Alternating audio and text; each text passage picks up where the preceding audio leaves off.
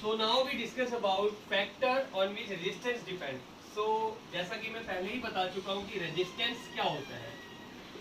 So resistance आप सब जानते हैं, obstruction of flow of current, obstruction of flow of current, obstruction of flow of current is called resistance. So अब हमने ये देखना है कि क्या फैक्टर किस किस फैक्टर्स पे डिपेंड करता है. सो अगर हम रेजिस्टेंस की बात करेंगे तो देयर आर सम फैक्टर्स. तो resistance is directly proportional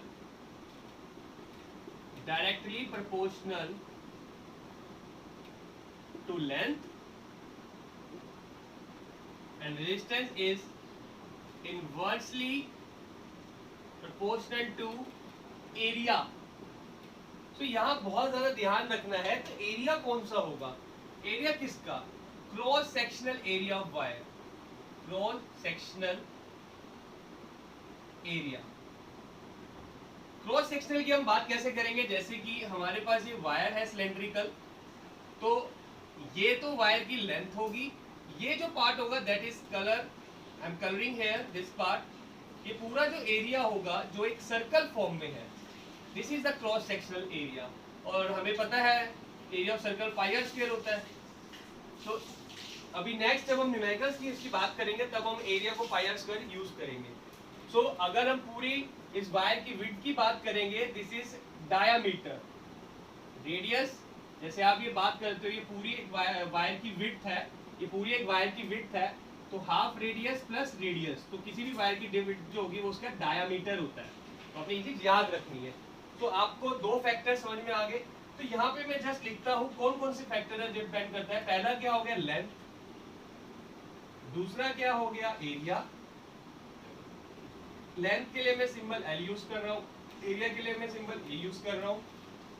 next, nature of wire यानी मटेरियल कौन सा यूज करा है हमें उस पर भी डिपेंड करता है. नेक्स्ट एक फैक्टर है टेम्परेचर. आपने देखा होगा कि विंटर टाइम में वायर ज्यादा हीट अप नहीं होती है बिकॉज एक्सटर्नल जो वायर के अंदर, आपने एक चीज जो याद रखनी है कि वायर के अंदर फ्लो ऑफ इलेक्ट्रॉन्स जो होता है, तो इलेक्ट्रॉन्स का जो फ्लो होता है एकदम से, वो अगर आप उसको पोटेंशियल दो या ना दो, इवन रूम टेम्परेचर इतना सफिशिएंट होता है कि इलेक्ट्रॉन्स आपस में रिवॉल्व करना स्टार्ट कर देते हैं. जो हम फर्दर क्लासेस में पढ़ेंगे, नेक्स्ट 11th 12th में पढ़ेंगे, 11th में पढ़ेंगे, जिसे drift velocity and all. So temperature की अगर हम बात करेंगे, गर्मियों में जो है वो टेम्परेचर इतना इंक्रीज होने लग जाता है कि जो इलेक्ट्रॉन्स की मूवमेंट है वो बढ़ने लग जाती है. तो इफेक्ट जो है वो हाइयर आने लग जाता है, और जिसकी वजह से क्या होता है, हीट अप ज्यादा हो जाता है. जब हीटिंग और इफेक्ट ऑफ करंट पढ़ेंगे तो मैं इसके बारे में डिस्कस करूंगा. और नेक्स्ट अगर हम बात करते हैं, ये फैक्टर्स हो गए. ये चार फैक्टर्स अगर पेपर में आते तो आप लिख सकते हो. तो according to this, r directly proportional to l, r inversely proportional to area. According to this and this second, the first and second statement, according to first and second are proportional to L by A. This is the one another formula for the resistance. So this is the formula for resistance. Now as we know that जब भी हमें proportionality हटाना होता है कुछ ना कुछ constant आता है. तो यहाँ जो constant आएगा वो आएगा ये, इसे हम बोलते हैं रो. तो नाउ फॉर्मूला बन गया R equals to rho L by A. So this is, you know that L length, A area, and this is the rho. This is the rho. It means there resistivity. This is the symbol for resistivity. This is the symbol for resistivity. So R equals to rho L by A. This is the simple formula, and where this is resistivity, okay, and this is resistance, and you already know L is length, A is area. So now the concept is that what is the difference between resistance and the resistivity. तो ये जानना बहुत जरूरी है। कल क्या होता है जब हम न्यूमेरिकल्स लिख रहे होते हैं या कॉन्सेप्चुअल क्वेश्चंस की अगर स्पेशली बात करता हूँ, जब हम ये करते हैं तो हम क्या करते हैं, कई बच्चे मैक्सिमम बच्चे करते हैं रेजिस्टेंस का रेजिस्टिविटी लिख देते हैं, रेजिस्टिविटी का रेजिस्टेंस लिख देते हैं, तो उसमें बहुत ज़्यादा आंसर गलत होने के चांसेस होते हैं। दोनों बहुत अलग अलग चीज़ें हैं।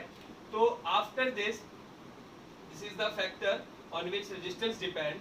बिल्कुल सिंपल सा कॉन्सेप्ट है, आपने याद रखना है, ये फॉर्मूला याद रखना है और इसके पीछे इसके ऊपर बहुत सारे न्यूमेरिकल्स हैं, हम डिस्कस करेंगे।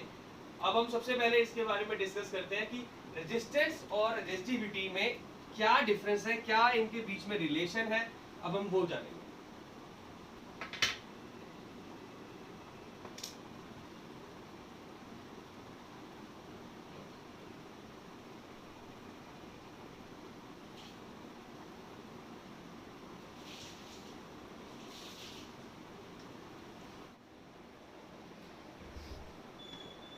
चालू करें वो ऊपर जाओ सकते हैं। मुझे भी कोविड-19 पे अपनी स्क्रिप्ट लिख के देंगे तो यही करो। हाँ बस मतलब वीडियो बनानी है वॉइस हो।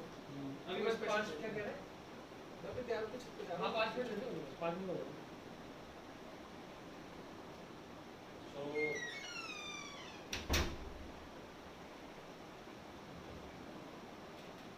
Hello friends, welcome to my YouTube channel. So now today we discuss about the topic resistance and resistivity. So पहले हमने काफ़ी सारे टॉपिक पढ़ चुके हैं। तो सबसे पहले अगर हमें ओम्स लॉ पढ़ना है या फिर हमने रेजिस्टेंस के फैक्टर पढ़ना है, सबसे पहले हमें ये पता लगाना होगा कि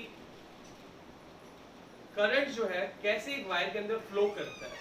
तो आज हम ये सबसे पहले पढ़ेंगे कि किसी भी वायर के अंदर करंट कैसे फ्लो करता है। So for example I am taking a piece of wire.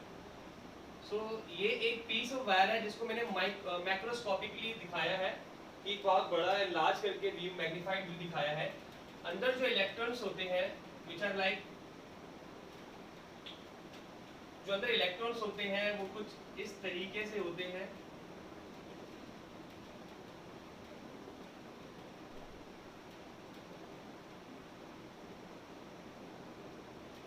So electrons कुछ ऐसे होते हैं, वैसे मिलियंस ट्रिलियंस ऑफ इलेक्ट्रॉन होते हैं। जैसे अगर हम इतना सा भी अगर मेटल लेंगे, ट्रिलियंस ऑफ इलेक्ट्रॉन्स होते हैं। Just for explanation I am taking some few.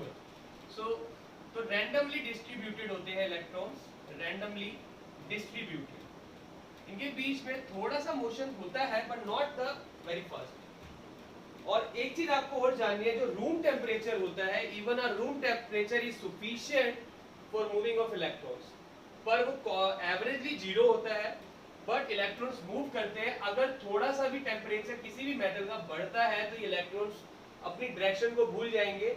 जैसे कि एग्जांपल के तौर पे यहाँ से बाहर से टेम्परेचर इंक्रीज हुआ, हीट आई, इस मेटल के पास हीट आई, जैसे आपने कोई कंटेनर रखा गैस के ऊपर और वो गर्म हो गया, तो इलेक्ट्रॉन क्या करेगा, इसकी डायरेक्शन अगर ये है, इसको यहाँ जाना था, तो हीट की वजह से डिस्टर्ब हो जाएगा, वो हो सकता है इधर चला जाए, हो सकता है वो इधर चला जाए, तो उसकी अपनी डायरेक्शन लॉस हो जाएगी। तो यहाँ भी जा सकता है, वो यहाँ भी जा सकता है, वो यहाँ भी जा सकता है, तो उसकी डायरेक्शन जो है लॉस हो जाएगी, तो डायरेक्शन चेंज हो जाती है हीट से। अब अगर हम बात करते हैं, अगर इलेक्ट्रॉन्स ऐसे हैं, ये है विद, ये है विदाउट करंट। अब अगर हमने इस पीस को, ये वाला जो केस है हमारा विदाउट करंट है, विदाउट आई, और ये जो केस है विद आई, अब होगा क्या, ऑब्स्ट्रक्शन, जब करंट इसमें मिल जाएगा तो फ्लो होना स्टार्ट हो जाएगा। अब करंट कैसे आएगा इसके अंदर, करंट तो खुद एक करंट है क्या, फ्लो ऑफ इलेक्ट्रॉन्स। करंट कैसे आएगा, व्हेन वी प्रोवाइड पोटेंशियल, जब आप इसमें पोटेंशियल दोगे। पोटेंशियल कैसे आएगा, एक सोर्स होता है जिसका नाम है बैटरी या सेल, तो इसमें हमने कोई बैटरी नहीं लगा रखी, या आप कह सकते हो ये स्विच ऑफ है, ये हमारा ऑफ बटन है, ये हमारा ऑन बटन है, तो इलेक्ट्रॉन सारे एक डायरेक्शन में अलाइन हो जाएंगे। तो यानी विदाउट पोटेंशियल, विदाउट करंट कुछ इस तरीके से इलेक्ट्रॉन्स दिखाई देंगे, और विद करंट हमारे इलेक्ट्रॉन्स कुछ इस तरीके से आगे फ्लो करना स्टार्ट कर देंगे। इसे हम बोलेंगे फ्लो ऑफ इलेक्ट्रॉन, पोटेंशियल की वजह से, करंट की वजह से, तो इलेक्ट्रॉन्स जो है वो आगे फ्लो करना स्टार्ट कर देंगे। तो ये एक बेसिक कॉन्सेप्ट था कि इलेक्ट्रॉन्स फ्लो करते हैं। अब अगर ये इलेक्ट्रॉन्स फ्लो कर रहे हैं, अब फिर दोबारा अगर यहाँ से इसको हीट मिलना स्टार्ट हो जाएगी, फॉर एग्जांपल गर्मियों का टाइम होता है, एक वायर के अंदर करंट फ्लो कर रहा है, वो बहुत ज्यादा हीट अप हुई जा रही है, हीट होने की वजह से क्या होगा, ये इलेक्ट्रॉन डिस्टर्ब हो जाएगा। हो सकता है ये इधर इसको टारगेट में जाना था, ये हमारा टारगेट है, टारगेट हो सकता है आप एसी चला रहे हो, फ्रिज चला रहे हो, कुछ भी चला रहे हो, उससे फर्क नहीं पड़ता। तो टारगेट की जगह हो सकता है इलेक्ट्रॉन इधर चला जाएगा, ये इलेक्ट्रॉन इधर चला गया, तो वो डिस्टर्ब हो जाते हैं। तो होगा क्या, तो करंट हमारा ऑब्वियसली बात है, करंट हमारा डिक्रीज होने लग जाएगा, जिससे हमारा रेजिस्टेंस जो है बढ़ने लग जाएगा। तो पहले तो आपने ये जानना है सिंपल करंट कैसे फ्लो करता है। अब हम जानेंगे रेजिस्टेंस एंड द रेजिस्टिविटी, जो हमारा आज का मेन टॉपिक है। तो मैंने ये सिर्फ इसलिए बताया ताकि आप इस कॉन्सेप्ट को अच्छे से समझ पाओ। सो नेक्स्ट अगर हम बात करते हैं, हमारा टॉपिक है रेजिस्टेंस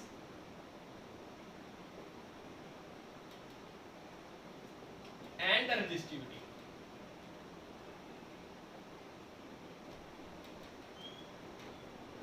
सो लास्ट वीडियो में मैंने आपको ये बताया था कि रेजिस्टिविटी क्या होती है और रेजिस्टेंस क्या होता है। रेजिस्टेंस हमारा है क्या, रेजिस्टेंस किस किस फैक्टर पे डिपेंड करता है, ये हम जान चुके हैं। आज हमें ये समझना है कि रेजिस्टेंस और रेजिस्टिविटी में रिलेशन क्या है। तो रेजिस्टेंस की अगर हम बात करेंगे, this is the obstruction of flow of current, obstruction of flow of current, simple definition है इसकी, obstruction of flow of current. अब रेजिस्टिविटी क्या होता है, अगर मैं बात करता हूं ये एक पर्टिकुलर पीस है मेटल का, ये लेट कर लेते हैं सिल्वर है, और सेम पीस है ये copper, this is a this is b. तो पर्टिकुलर एक स्पेसिफिक साइज के मटेरियल में कितना करंट ऑब्स्ट्रक्ट हो सकता है, उसे हम रेजिस्टिविटी कहते हैं। फॉर एग्जांपल सिल्वर एक बहुत अच्छा कंडक्टर है, फॉर एग्जांपल ये ऑब्स्ट्रक्ट करता है एग्जांपल के तौर पे 3 करोड़ इलेक्ट्रॉन्स को, I am just taking example, और ये जो है ऑब्स्ट्रक्ट कर रहा है 5 करोड़। तो ऑब्स्ट्रक्ट ज्यादा कौन कर रहा है, सिल्वर, सॉरी कॉपर। तो कॉपर हमारा क्या हुआ, एज कंपेयर टू सिल्वर वो थोड़ा सा कम कंडक्टिंग इन नेचर है। और रेजिस्टिविटी का मतलब क्या हो गया, resistance present in a specific size of material. Material generally conductor ही होंगे, इंसुलेटर नहीं होगा। और आपको एक चीज हमेशा याद रखनी है, अगर इंसुलेटर होगा तो रेजिस्टिविटी बहुत ज्यादा हाई होगी। तो आपने रेजिस्टेंस और रेजिस्टिविटी में डिफरेंस पता लग गया। इसका मतलब सिर्फ ये होता है कि कितना, मतलब इलेक्ट्रॉन्स को ऑब्स्ट्रक्ट करना, दैट इज रेजिस्टेंस। लेकिन कितना अमाउंट, कितना स्पेसिफिक साइज में किसी मटेरियल कितना होता है, और अगर हम दोनों साइज की बात करेंगे, सिल्वर कॉपर साइज दोनों का सेम है, पर रेजिस्टिविटी हमेशा हर एक मटेरियल की अलग अलग होती है।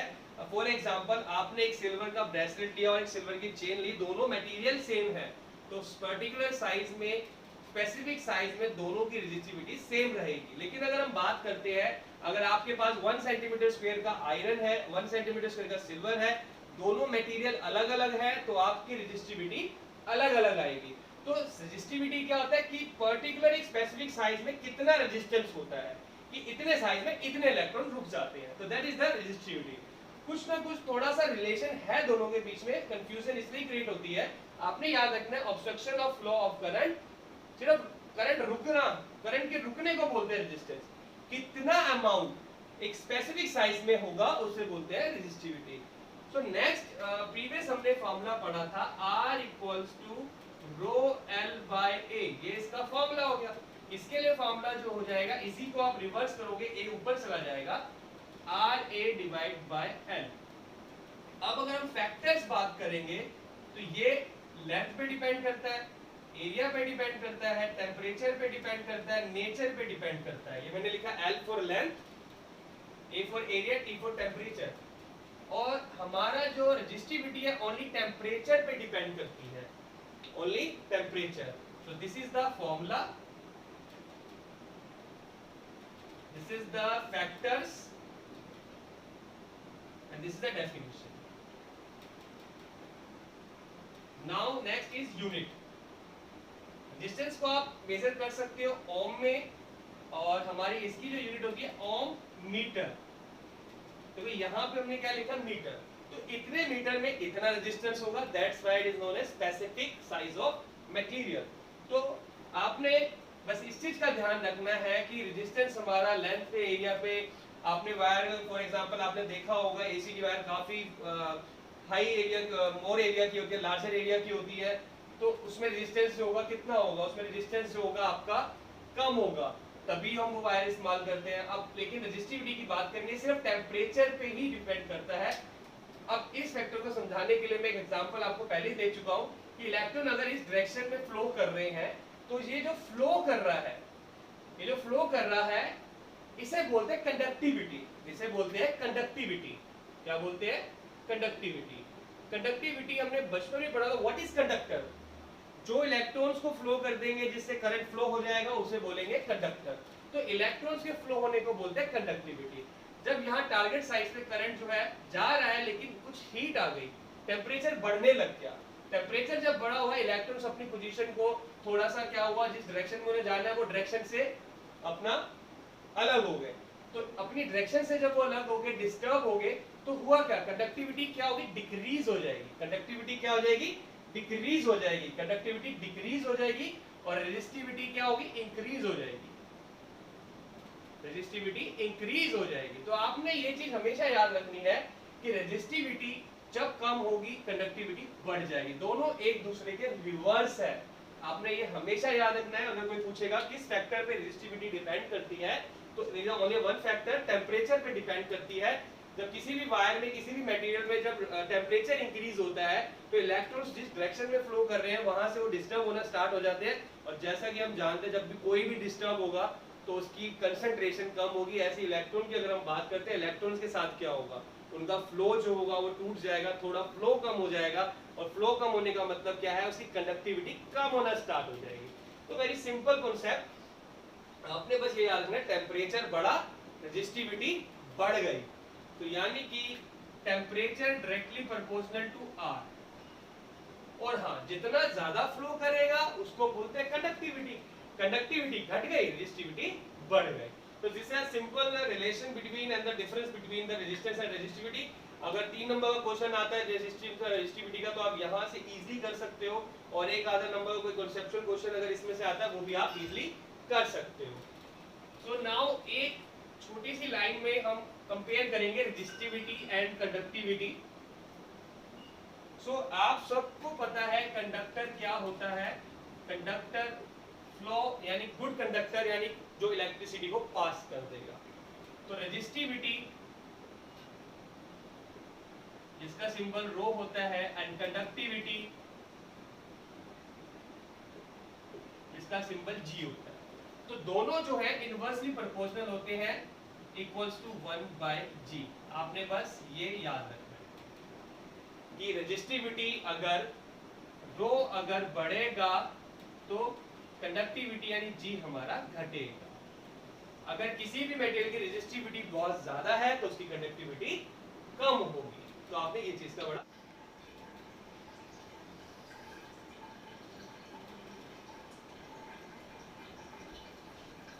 So now the numericals of Ohm's law.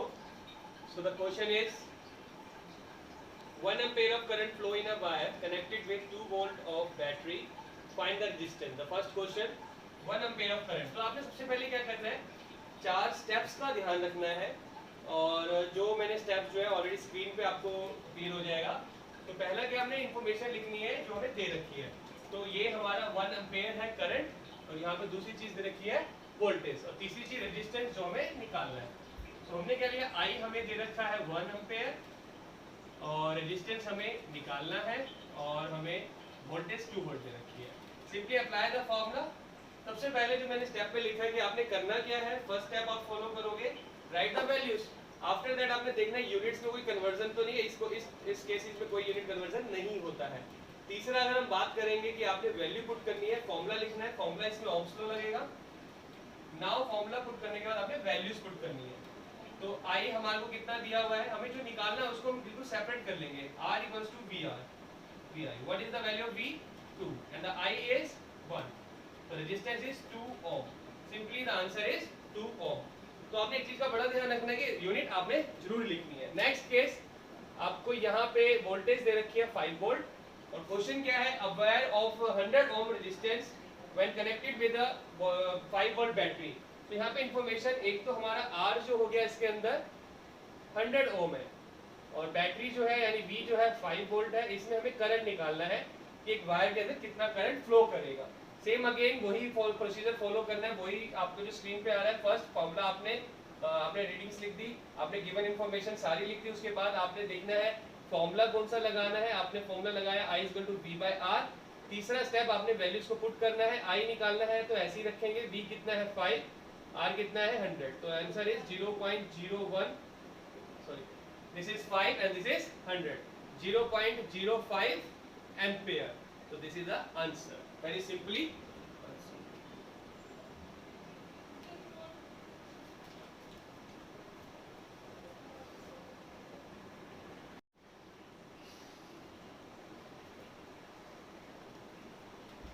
So now the question is, if a 9 ohm wire double on it, find new resistance. So ये this is the numerical from the resistance part. ये numerical जो है हमारा resistance से है। तो सबसे पहले आपने resistance का फॉर्मूला लिखना है। यहाँ लेंथ और एरिया का न्यू रेजिस्टेंस। देखो 9 ओम वायर डबल ऑन इट, तो यहाँ पे कोई वोल्टेज का डिस्कशन नहीं हो रहा, करंट का डिस्कशन नहीं हो रहा, तो हमें समझ में आ गया सिर्फ रेजिस्टेंस दिया हुआ है। Double on it just related to ये लेंथ से रिलेटेड है, तो ये फॉर्मूला जो लगेगा R = ρL/A। तो फॉर्मूला यूज जो होगा R = ρL/A and ρ is the resistivity here. So now हम क्या करेंगे, इसको सॉल्व करने के लिए पहले हम एक छोटा सा डायग्राम बनाएंगे, इसका फिगर बनाएंगे। तो हमने एक नॉर्मल सा हमने वायर बनाई, हमने लिया इसकी जो लेंथ है, लेंथ हमने L ली, और जो एरिया, ये पूरा पार्ट जो होता है that is cross sectional area, वो हमारा A है। अब हम इस क्वेश्चन को दो पार्ट्स में डिवाइड करेंगे। पहला पार्ट जब लेंथ नॉर्मल थी तो हमने लेट कर लिया ये L1 है, पहले लेंथ L थी, और इसका एरिया A1 है जो A था, exact the same part. Next हमने क्या किया, सेकंड पार्ट लिया, और जैसा कि क्वेश्चन कह रहा है कि एक वायर को उसी के ऊपर डबल कर दिया। उसी के ऊपर डबल करने का मतलब क्या होता है, जैसे वायर आपने फोल्ड करके उसी के ऊपर डबल कर दिया। तो अब जब आपने उसे डबल कर दिया तो होगा क्या, तो कुछ उसकी लेंथ ऑब्वियस सी बात है कम हो जाएगी और उसकी मोटाई बढ़ जाएगी। इमेजिन करो जैसे कि this is the wire, the length is, यहां से लेके यहां तक लेंथ है, और मैंने वायर को बीच में से तोड़ के उसी पे डबल कर दिया। अब लेंथ आधी होगी और इसकी मोटाई डबल होगी। तो अब इस केस में क्या हुआ, लेंथ इसकी क्या हो जाएगी L/2 और एरिया डबल हो जाएगा 2A। तो अब अगर हम एक चीज देखते हैं, ये हमारी जो लेंथ थी ये सेकंड लेंथ थी, सेकंड पार्ट की, और ये A2 था हमारा। रेजिस्टिविटी अगर हम जो लेके चलेंगे, दोनों केस में रेजिस्टिविटी सेम होगी। क्या रीजन है कि दोनों में रेजिस्टिविटी सेम है, जो मैं पहले भी बता चुका हूं, अगर मटेरियल सेम है तो रेजिस्टिविटी सेम रहेगी। और हम पहले ही डिस्कस कर चुके हैं रेजिस्टिविटी होता क्या है। रेजिस्टिविटी का मतलब होता है एक स्पेसिफिक पार्ट में या एक स्पेसिफिक पार्ट के एरिया के कितने पार्ट में कितना रेजिस्टेंस प्रेजेंट होगा। तो रेजिस्टेंस चाहे ये हो या वो हो, दोनों पार्ट में सेम रहेगा, बिकॉज मटेरियल तो सेम है। अब अगर हम बात करते हैं, R का फॉर्मूला ρL/A है, तो रेजिस्टिविटी का फॉर्मूला होगा RA/L। अगर हम यहाँ लेंगे ρ1 = R1A1L1, ये हमारा फर्स्ट केस हो जाएगा ऐसे यहाँ पे, और ρ2 = R2A2L2। तो यहाँ से हमने क्या करा, ये सेकंड केस ले लिया। अब ρ1 और ρ2 दोनों बराबर है। मैं यहाँ साइड में लिख भी रहा हूँ कि ये दोनों क्यों बराबर है, क्योंकि material is same, material is same. तो मटेरियल अगर सेम है तो दोनों रेजिस्टिविटी बराबर होगी। अब दोनों की वैल्यू को जब हम पुट कर देंगे तो हमें क्या मिलेगा, R2A2 divided by L2 = R1A1L1। तो हमें ये वैल्यू मिलेगी। तो ये बहुत सिंपल सी वैल्यूज है, और हमने क्या करा, इसमें पुट कर दिया। अब हमने इसको सिर्फ सॉल्व करना है। So now R1 हमें कितना दिया हुआ है, एक गेट की पट कभी किसी चीज की आवाज,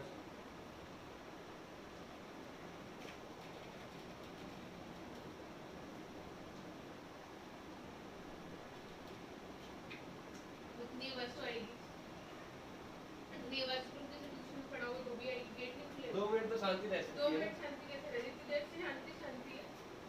दिख रहा हूँ मैं कैसे कोऑपरेट करता हूँ। We are cooperating with. कितना रहेगा तुम्हारा? थोड़ा सा चुप रहो, मैं बना रहा हूँ। भूख लग रही है। सो नाउ नेक्स्ट पार्ट में यहाँ पे लेंथ जो है हमारी डबल हो गई है और जो लेंथ जो हमारी हाफ हो गया, एरिया हमारा डबल हो गया है। तो यहाँ पे अगर हम रेजिस्टिविटी का फॉर्मूला लिखेंगे तो रेजिस्टिविटी आर फॉर्मूला होता है रो एल बाय ए, तो रो का फॉर्मूला होगा R A by L.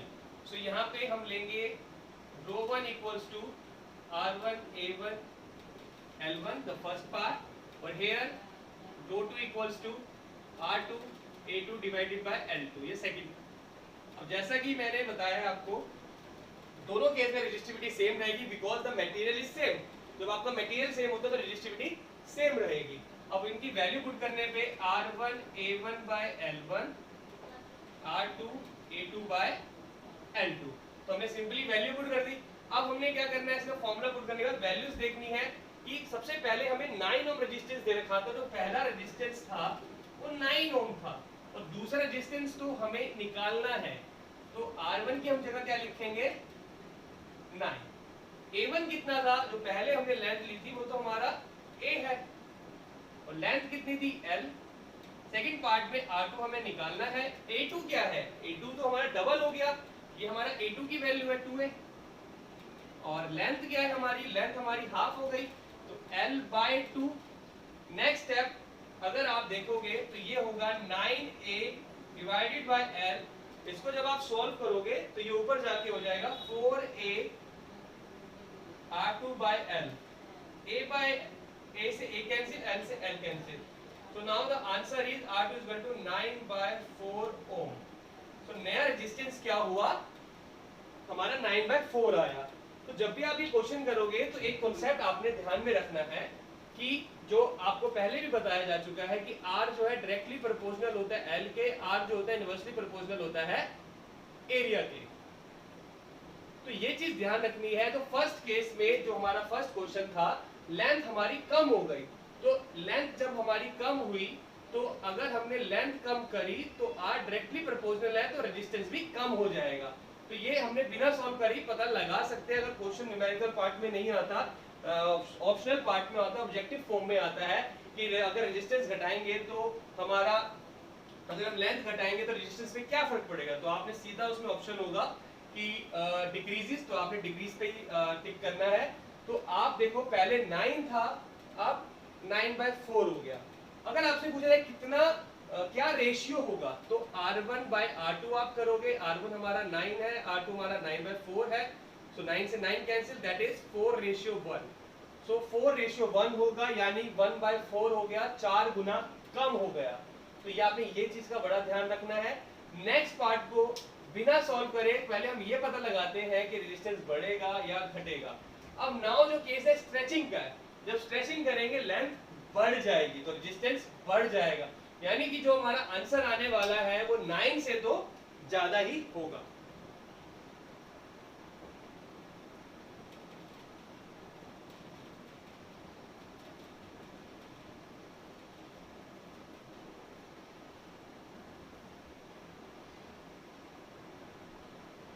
So now हमें दे रखा है रेजिस्टेंस।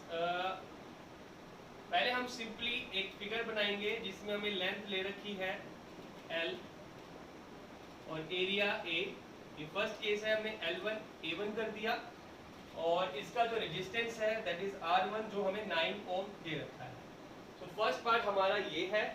सेकंड पार्ट को बनाने के लिए मैं यहाँ पे इसको स्ट्रेच कर दिया और ये थोड़ा पतला इसलिए हो गया क्योंकि आप जब स्ट्रेच करते हो किसी भी चीज को उसकी विड्थ, उसकी क्रॉस सेक्शन एरिया कम हो जाएगा।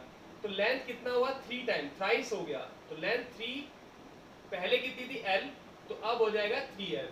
पहले जो इसकी लेंथ थी वो L थी, अब उसकी लेंथ जो है वो 3L हो जाएगी। पहले जो एरिया था वो A था, अब जो एरिया है जो हम जिसे A2 से रिप्रेजेंट करेंगे वो हमारा 3A हो जाएगा। तो ये जो हमारा है सेकंड पार्ट है, जो हमारी सेकंड लेंथ है जब स्ट्रेच करने के बाद हुआ। Simply the formula for the resistance equals to R equals to rho L by A, for the resistivity equals to rho equals to RA by L।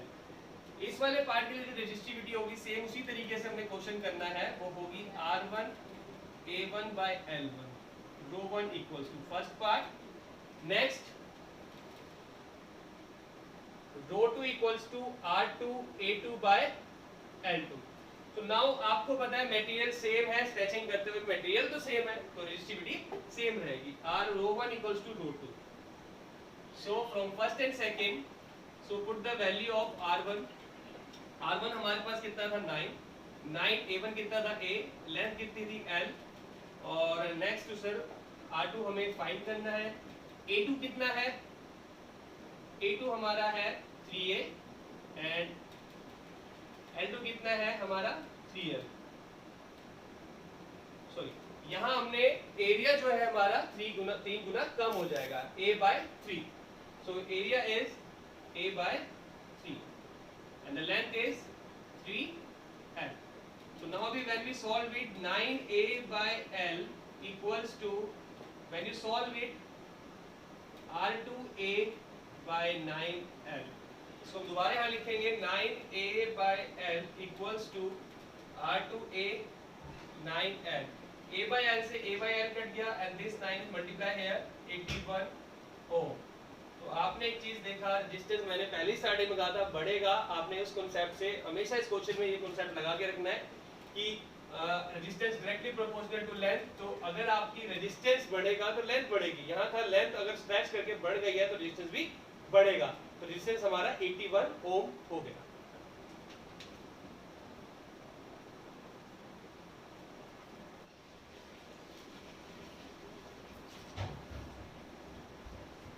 So now the next topic is resistivity.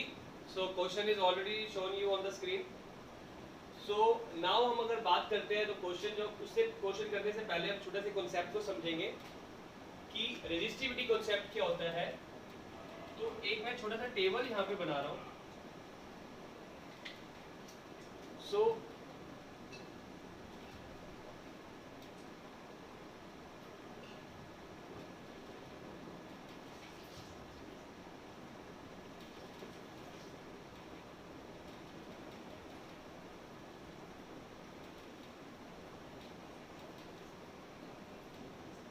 यहाँ पे देखो 10 की power -8 है, तो 10 की power -8 से 10 की power -4 तक ये हमारे सारे कंडक्टर होते हैं। इवन -2 भी कंडक्टर होगा बट बैड कंडक्टर होगा। उसके बाद जब हमारे इस पार्ट में चले जाएंगे तो ये सारे इंसुलेटर होंगे। तो जैसा कि एनसीईआरटी के अंदर एक टेबल दे रखा है, उस टेबल के हिसाब से जो आपको स्क्रीन पे दिख जाएगा, वो टेबल में अगर आप देखोगे कि जो सिल्वर की जो रेजिस्टिविटी है दैट इज 1.6 into 10 की power -8। When you look over the power 10 की power -8, this indicate that is the very good conductor. तो जितना उसके क्लोज होगा उतना गुड कंडक्टर होगा। अगर हम कॉपर की बात करते हैं 1.62, this is 1.60, this is 62 and the power is same. So it is in negative. तो जो नेगेटिव वैल्यू के अंदर, नेगेटिव पावर के अंदर जो जितना ज्यादा होता है वो उतना कम होता है। तो यानी रेजिस्टिविटी अगर हम बात करेंगे तो अगर हम सिल्वर की देखते हैं, सिल्वर की रेजिस्टिविटी कितनी है 1.60 and the resistivity of copper 1.62। तो रेजिस्टिविटी किसकी ज्यादा होगी? आपको सिंपल याद रखना है, जो कंडक्टिविटी है रेजिस्टिविटी के बिल्कुल रिवर्स होती है। तो अच्छा कंडक्टर तो सिल्वर ही होता है। कंडक्टिविटी अगर सिल्वर की ज्यादा है तो रेजिस्टिविटी इसकी कम होगी। तो ये चीज आपने बड़ा ध्यान रखना है कि जब आपका आंसर -8 में आ जाएगी, टेबल याद करने की जरूरत नहीं है। अगर माइनस में अगर आपकी पावर आ रही है तो आपने सीधा लिखना है कंडक्टर, और 1.6 के आसपास आ रही है तो आपने सिल्वर और कॉपर ही लिखना है, क्योंकि एनसीईआरटी में दो ही मेटल्स को ज्यादा डिस्कस करें। एल्युमिनियम जो है वो नियर अबाउट 2.6 है। अगर आपका आंसर 2.6 और पावर अगर सेम आती है तो आपने आंसर लिख देना है एल्युमिनियम। और अगर आपका आंसर पावर पॉजिटिव आ रहा है 2, 4, 6, 8 व्हाटएवर, तो आपका वो इंसुलेटर है। जैसे हम पेपर की बात करते हैं, वुड की बात करते हैं, उनकी रेजिस्टिविटी जो है हमेशा पावर जो है उनका पॉजिटिव आएगी। वो करंट को इतना ऑब्स्ट्रक्ट कर देते हैं कि इलेक्ट्रॉन मूव ही नहीं कर पाते अपनी पोजीशन से। सो अगर हम नेक्स्ट हम जो न्यूमेरिकल ओवर स्क्रीन आपके शो हो रहा है, अब हम वो डिस्कस करते हैं और देखते हैं कि हमारा मटेरियल जो है किस टाइप का है। So in the question the given information is the length is 1 meter. Resistance is 10 ohm and क्या हो गया?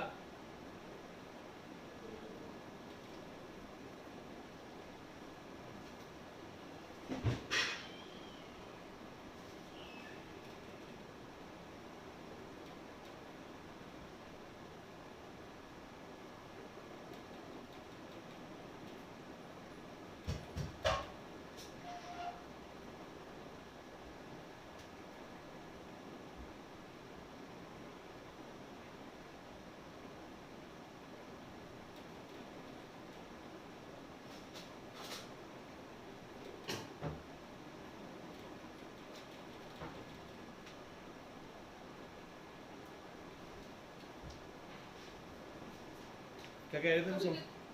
वीडियो नहीं बनी रही। So now we have a just question shown you. The given information from the question is length is 20 meter, resistance is 10 ohm, temperature is 20 degrees Celsius, diameter of the wire is 0.2 mm. So first of all, the rule is first of all write the values. After that, convert the units into required form. And as we know that length is always in meter, so convert this into meter. 1 meter equals to 100 centimeter, and 1 centimeter equals to 10 mm. So 1 meter equals to 1000 mm. So 1 mm equals to 10 की power minus 3 meter. So convert it, d equals to 0.2 into 10 की power 3 meter. So this is the required form. So I am erasing it because no need of this. I am write millimeter जो है हमारा 10 की power minus 3 meter के बराबर होता है. So I am writing also here 1 mm equals to 10 की power minus 3 meter.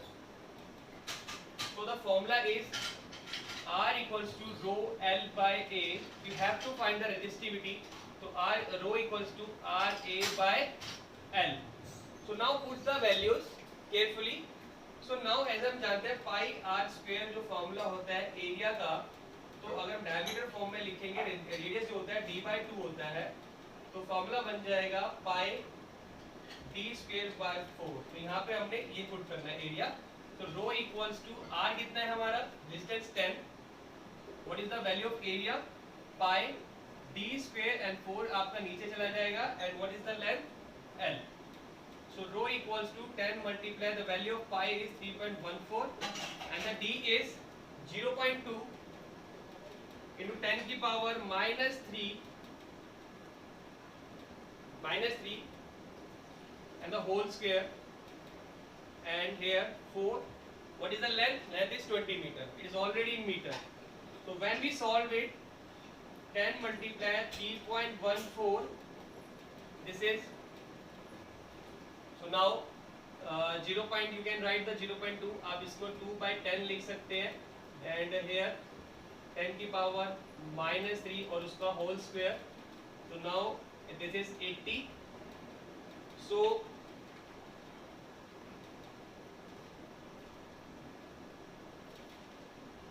I am erasing the values ताकि आपको पूरा क्वेश्चन दिख जाए. So now rho equals to 10 multiply 3.14 into 2 by 10. अगर ये 10 जब ऊपर जाएगा 10 की पावर minus 4 हो जाएगा.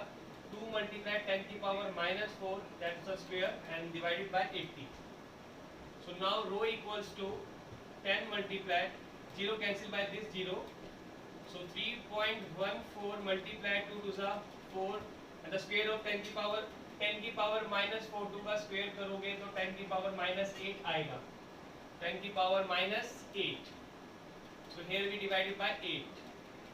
So we have 8 here. So when you solve it, this is 1 and this is 2. So now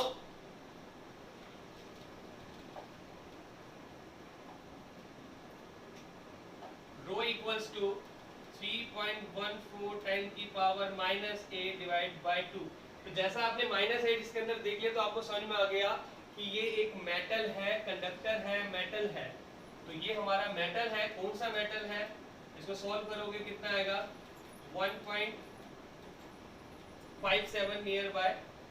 सो 10 की पावर minus 8. तो ये काफ़ी हद तक सिल्वर के आसपास मैच करता है तो you can write only metal. तो which metal is this? Silver. तो सिल्वर की और कॉपर के आसपास इसकी। तो आपको इसमें ये बताना है क्वेश्चन में कि ये कंडक्टर है, मेटल है, क्या है? ये मेटल फॉर्म में आएगा और सिल्वर है। सिल्वर क्यों है? क्योंकि 1.6 जो है वो सिल्वर का होता है, 1.62 जो होता है तो इसके नियर बाय जो है 60 ज्यादा है, तो मैंने इसलिए सिल्वर बोल दिया। लेकिन क्वेश्चन में एग्जैक्ट अगर आंसर होगा तभी आपको सिल्वर ये बताने, तो आप मेटल भी लिख दोगे तो आपका आंसर सही है। तो विच टाइप ऑफ, आपका क्वेश्चन ये होगा which type of material is this. तो मटेरियल तो मेटल है। अगर आपका ये आंसर 10 की पावर +4 आता, पावर पॉजिटिव आती, तो आप उसमें क्या लिख सकते थे कि ये हमारा इंसुलेटर